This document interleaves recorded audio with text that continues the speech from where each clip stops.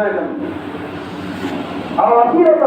অথবা আত্মীয় স্বজন হোক না কেন, এই আল্লাহ এবং তার রাসূলের সাথে দুশমনী করবে, এই আল্লাহ এবং তার রাসূলের বিরুদ্ধাচরণ করবে, এই ইমানদারদের বিরোধিতা করবে, বিরুদ্ধাচরণ করবে, শত্রু হয়ে যাবে, তার সাথে কোনো বন্ধুত্ব নেই।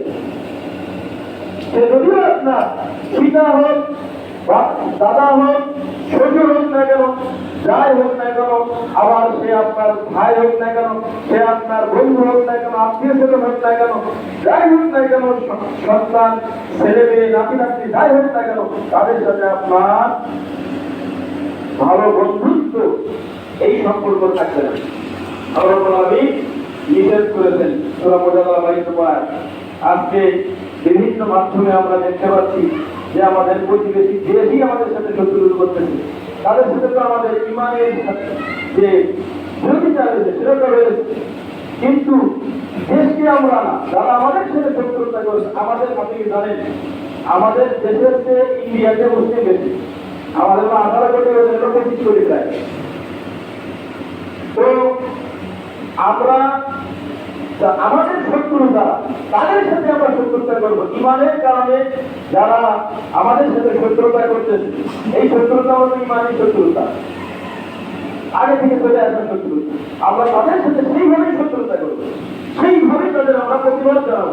এটার সাথে আমরা কখনোই একত্রতা ঘোষণা করতে পারবো না, যাই হোক না কেন। এত আপনার ওদের প্রতি ভীতি কেন? অনেক মানুষের আকিদা রয়েছে, ওরা যদি আমাদের এই অমুক না দেয়, তুমুক না দেয়, তাহলে আমাদের না খেয়ে দেখতে হবে। এই আকিদা আপনার কে দিয়েছে? ওরা কি আপনার খাওয়াতে?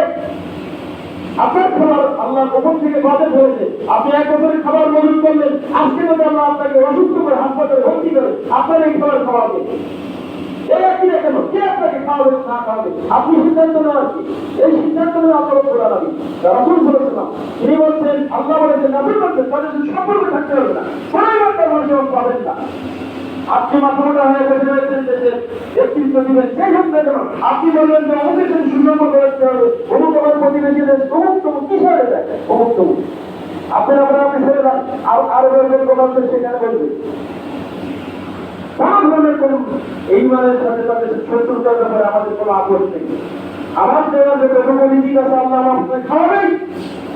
আপনি যদি দুর্নীতিবাদ, আপনার এত লাগে বেশি, আপনার না খাওয়াতে আপনার না করতে পারে, আমার অল্প ছেলে 1 বেলা যদি চলে, আমার এটা করবে, আমার এই অনুরোধ আল্লাহর ইমান রয়েছে, প্রত্যেকের ইমান থাকা উচিত।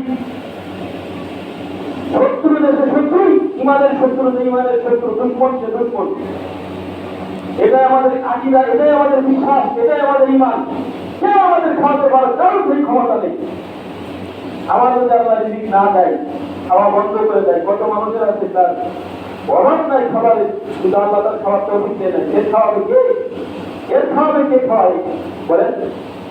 সেজন্য কে খাবে, কে না খাবে, কত টাকা জিনিসের দাম চলে যাবে।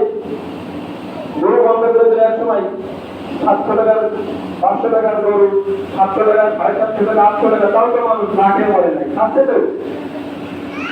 মানুষ যখন স্বাবলম্বী হতে শিখবে, ইনকাম করা শিখবে, বেকারদের কর্মসংস্থান হবে। ইন্ডিয়ার কর্মসংস্থানের জন্য কয়জন যাচ্ছে? সব তো বিদেশে যাচ্ছে।